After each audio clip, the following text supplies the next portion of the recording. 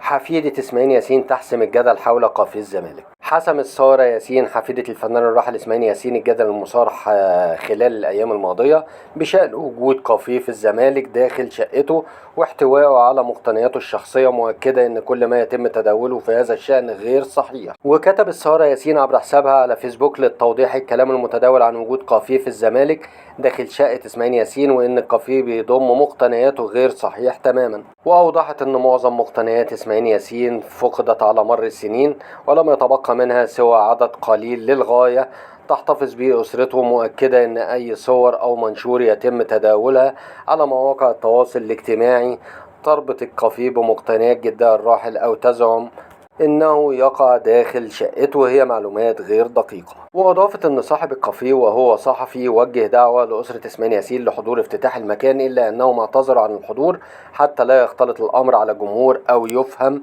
أن القافيه له علاقة بشقة الفنان الراحل أو مقتنياته. كما حرصت حفيدة إسماعيل ياسين على توضيح حقيقة أماكن إقامته، مشيرة إلى أن شقته الواقعة في شارع 26 يوليو كانت في الدور الأرضي وليست في أحد الأدوار العليا، بينما كانت الفيلا المكونة من دورين تقع داخل عمارة بشارع محمد مظهر. واختتمت سارة ياسين رسالتها بالتأكيد على هذا التوضيح بأنها حفاظا على الحقيقة وتاريخ إسماعيل ياسين ومنعا لتداول معلومات غير حقيقية على مواقع التواصل الاجتماعي. وفي وقت سابق كشفت ميرفت ياسين ابنة إسماعيل ياسين بالتبني جانبا مؤلما في السنوات الأخيرة من حياة والدها، مؤكدة أنه عايش حالة من القهر بسبب ما تعرض له تراثه الفني من إهمال. وقالت ميرفت ياسين: أبويا عاش مقهور في أيامه الأخيرة لما اتمسحت كل مسرحياته واتبدلت بمانشيتات كورة، ولما سأل قالوا له اتمسحوا بالغلط. أضافت أن الأمر لم يتوقف عند ذلك بل عانى أيضا من تجاهل بعض المنتجين له